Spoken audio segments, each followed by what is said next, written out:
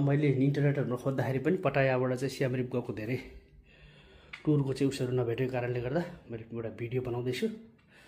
I'm going to make one video from Pattaya to Siem Reap. So packing is already done. So I've got a bus from Terminal 21 to Siem Reap. The bus will be moving at 11 o'clock, but they have given me the reporting time at 10 o'clock. So it's I'm सानो group छौं एउटा फेयरको लागि जाँदै छौं।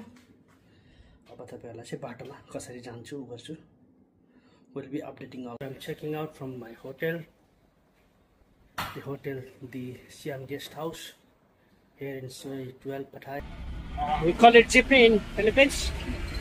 I didn't get bolt. It took time, so I cancelled it and I took taxi to Terminal 21. It ends well, all is well. भने जस्तै अन्त भला त सब भला भने जस्तै यता र उता यो बस पारको त्यो बस पार गर्दै लगभग 45 मिनेट देखि यता र उता दौडलाड गर्दै एउटा मोटरसाइकल ट्याक्सी वालाले धन्न मलाई समातेर यताउता गरेर लिएर आइदियो। यहाँ हामीले चाहिँ ठुलो बसको कुरा गरेको थियौँ, रेड बस सर्भिस भनेर भनेको थियो कम्बोडियाको लागि, तर त्यो नहुँदो रहेछ। डाइरेक्ट बेंककबाट चाहिँ त्यो रहेछ। पतायाबाट चाहिँ म जान लागेको चाहिँ यहाँ चाहिँ सानो गाडी हुँदो रहेछ, त्यो गाडीमा जाँदैछु।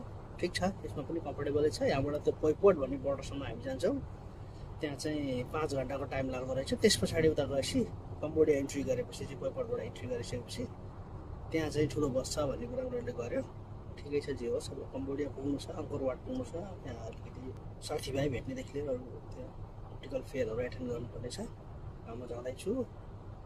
यहाँ चाहिँ फेरि थाइल्यान्डमा एउटा समस्या के भन्दाखेरि सबैले थाई भाषा मात्रै बोल्ने, अङ्ग्रेजी भाषा धेरै कमले बुझ्ने, तर गुगल ट्रान्सलेटरले चाहिँ धेरै राम्रो। Finally booked and sharp 11 o'clock. The red bus service charged for the bigger bus, but they put it in a small mini bus. It's okay. Now we move. हामी 11 बजे आफ्नो साफ टाइममा चाहिँ यहाँबाट निस्क्यौँ। ब्याङ्कक हस्पिटल जान्छु। 7-11 यहाँ जहाँ पनि पाउँछ, जे पनि पाउँदो रहेछ। चोनबुरी भन्ने ठाउँमा छौँ। अब यहाँबाट यता ब्याङ्कक जान्छ। अब हामी यता चाहिँ कम्बोडियातिर जान्छौँ।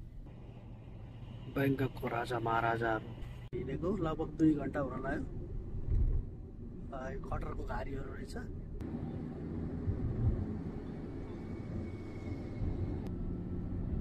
बाटोमा यसरी हिँड्दैछौँ। लोडिङ ट्रकहरू, गाडीहरू लैजाने गाडी कम्बोडिया बोर्डरतिर जाँदैछौँ हामी यहाँ आइसकेका छौँ। यो तेल हाल्ने स्टेसनमा उताको ठुलो छ तपाईँको एउटा बाटो, हामी जाने कम्बोडिया जाने बाटो हो।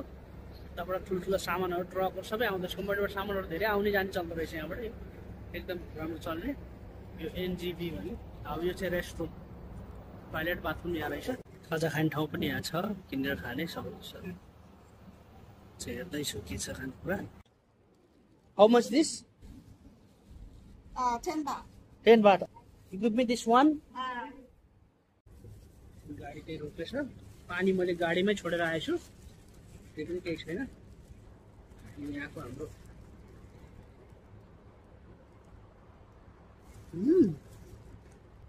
चिकन बल्स खानेकुरा त खाइएको छ, तर के को भनेर सोधे खाएन मैले।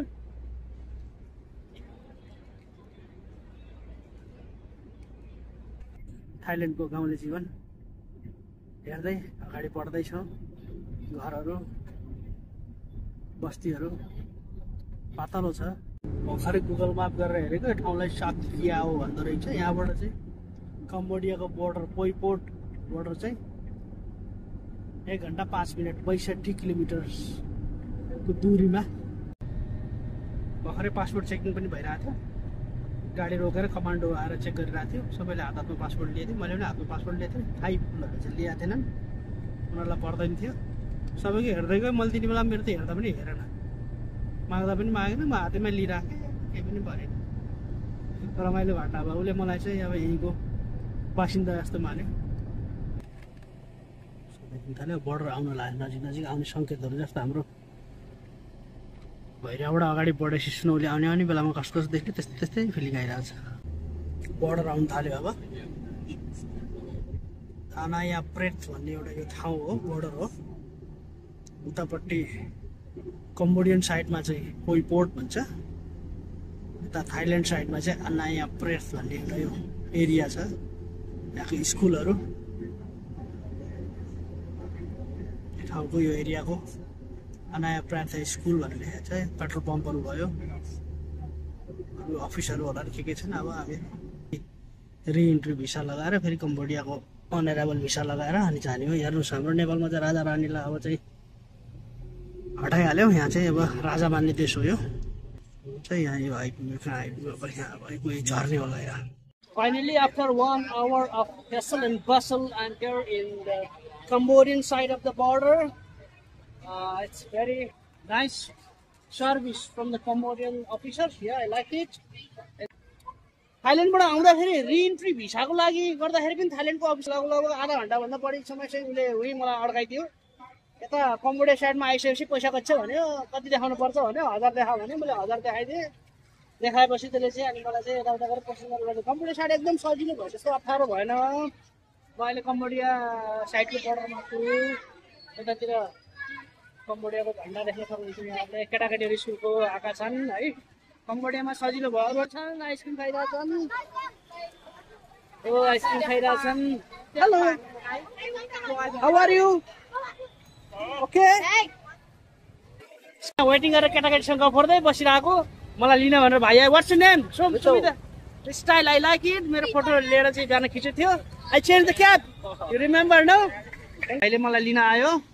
यो कम्बोडिया साइड पनि राम्रै लाग्यो त मलाई त। यताउता व्यवस्थित। मलाई अरूभन्दा पनि भिजा प्रोसेसिङ गर्ने ठाउँ चाहिँ मलाई एकदम राम्रो लाग्यो, ठिक लाग्यो। त्यहाँको अफिसरहरू राम्रो मिठो बोल्ने कुरा गर्ने। त्यो भाइले मलाई लिन आयो। बिहान फोटो खिचेर पठाइदिएको थियो त्यो अब ट्राभलले। अहिले ट्याक्कै हेरेर लिन आइहाल्यो। बिहानभन्दा मैले अर्को टोपी त्यो डलर देखाउने बेलामा चाहिँ झोला खोलेको। मलाई नेपालको क्याप लाउनु मन लाग्यो। एकजना खैरीले त्यहाँ चाहिँ आफूले घुमेका देशहरू 12-13वटा देशहरूको झन्डा राखेको थियो। नेपालको झन्डा पनि राखेको थियो। त्यो भएर मलाई खुसी लागेर नेपालको झन्डा सम्झेँ। यस यो पैपोट भनेको चाहिँ यहाँको चाहिँ क्यासिनो। चाइनिजहरूको बढी इन्फ्लुएन्स भएर एकदम क्यासिनो चल्ने ठाउँ हो चाहिँ। अब यहाँबाट चाहिँ मलाई मेरो एजेन्टले अब कता ल्याएर कस्तो भइरहन्छ स्यामरी पुऱ्याउने कुरा छ। बस कमिङ? या 5 minutes। कम्बोडिया साइडको बोर्डर पारीतिर बसेर बस कुरिरहेको छु। उताबाट त्यो पैपोट बोर्डरसम्म ल्याइदिएर छोड्यो। त्यसपछि भित्रतिर इमिग्रेसनको कामहरू गर्दा अलिकति टाइम लाग्यो मलाई। इमिग्रेसनमा कम्बोडिया भन्दा उता थाइल्यान्डतिर चाहिँ अलिकति टाइम लगाइदियो झन्। खोइ अब त्यो त्यहाँको एजेन्ट पक्रेर आउनुपर्ने चाहिँ के हुन्छ। म सिधै आएँ एजेन्ट नपक्रिकन कतार यता उता गर्दाखेरि एक्लै साथीहरू हिजै आइसके। म पनि हिजै आउनुपर्ने हो ब्याङ्ककबाटै। म चाहिँ एकदम पताया बस्छु भनेर अरू साथीहरू आथे एयरपोर्टमा भेट भएको तिनीहरूसँग यता पतायातिर आएँ। त्यहाँबाट आउँदाखेरि झन् एजेन्ट फेजेन्ट गर्दाखेरि त मलाई त धन्न बसवालाले चाहिँ फोटोसोटो खिचेर यसरी मान्छे खोज्न पठाउँदो रहेछ। त्यो चाहिँ व्यवस्था मिलाएर रहेछन्। अब यहाँ बस आउँदैछ। म 4 घन्टा अझ यहाँबाट सिएम रिप जानु भएको छ। बस सर्भिसमा कस्तो मजा गाडीहरू चल्दो रहेछ। ठुलो बसलाई सट्ट मान्छे बस्ने बनाएर यहाँ गएको छु। कम्बोडियामा चाहिँ यसरी चल्दो रहेछ। यतिर म कम्बोडिया पैपोट बोर्डरबाट सिएम रिपतिर जाँदैछु। यो कम्बोडियाको ड्राइभिङ पनि लेफ्ट ह्यान्ड ड्राइभ हुँदो रहेछ। जुन गाडीमा म आएको थिएँ त्यो गाडी मलाई चढेर हिँडिसकेछ। त्यसपछि फेरि यिनीहरूले यहाँ व्यवस्था गरेर अर्को एउटा चाहिँ हाइल्यान्डर टोयोटाको कार पठाइदियो र त्यसमा चाहिँ म जाँदैछु। 6:30 बजे हामी त्यहाँबाट हिँडेको। अब 6:30 बजी हिँड्यो। अहिले गाडीमा हेर्दा 8:29 मिनट आएको छ। अझै 20-25 किलोमिटर छ समय। मलाई यो सेमरुप सिटी चाहिँ सिटी जस्तो आएको छ। अलिकति यस्तो उज्यालो यताको छ। बाई पनि लेफ्ट ह्यान्ड साइड हुने रहेछ। अब जस यतिबासी पुग्यो होटलमा पुगेर आज बसेपछि भोलि अङ्कोर वाट त्यसपछि फियरमा एटेन्ड गरेर चाहिँ यतापट्टि दाहिने साइडको बाटोबाट नोम पेम कम्बोडियाको राजधानी जाने बाटो थियो। त्यहाँबाट हामी फेरि स्ट्रेट नेसनल हाइवे 6बाट अगाडि बढ्दैछौँ। सिएम रिप आइपुगेको छ। यो हाइल्यान्डर भाइले राम्रोसँग गाडी चलाएर लिएर आउनुभयो। उहाँ मेरो उसको कम्पनीको मान्छे पनि आइपुगे। अब गाडीबाट ओर्लियो। अब उहाँले मलाई लिएर जानुहुन्छ। टुकटुकमा म अब होटलसम्म जाँदैछु। दाइले मेरो झोला लिएर गएछन् अगाडि अगाडि। म पछाडि पछाडि आएछु। स्पेसियस छ। हिँड्न लाग्दा बिलोभेड जुन छ ठाउँ छ त्यो पनि राम्रो छ। Tuktuk okay motorcycle took. Okay, so right now I'm taking hotel for free today because it's my boss. It tell me take you go to hotel free. Okay. Because I want to be your driver for tomorrow. Yeah. To Angkor Wat? Yeah. How much you charge? So, what time you want to go? We have Morning sunrise. sunrise? Yeah. Only sunrise? Sunrise and then whole Angkor Wat.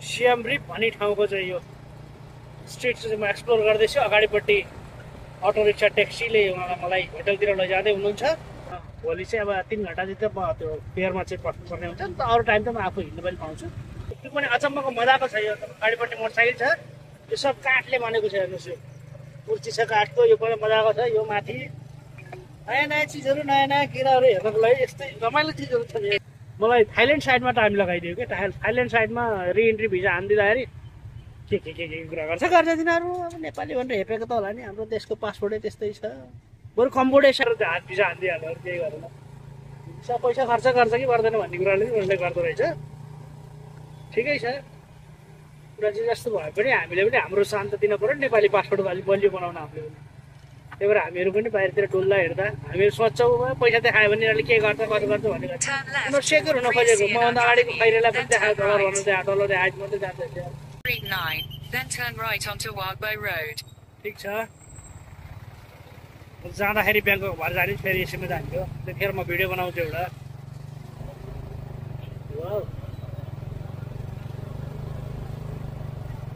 यता पनि खाने पिउने रमाइलो खतरा राम्रो रहेछ मलाई त मन पर्यो अरे ठाउँ त ओहो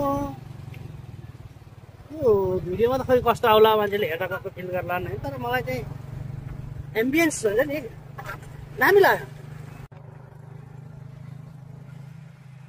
Turn right onto Street 27, then you will arrive at your destination.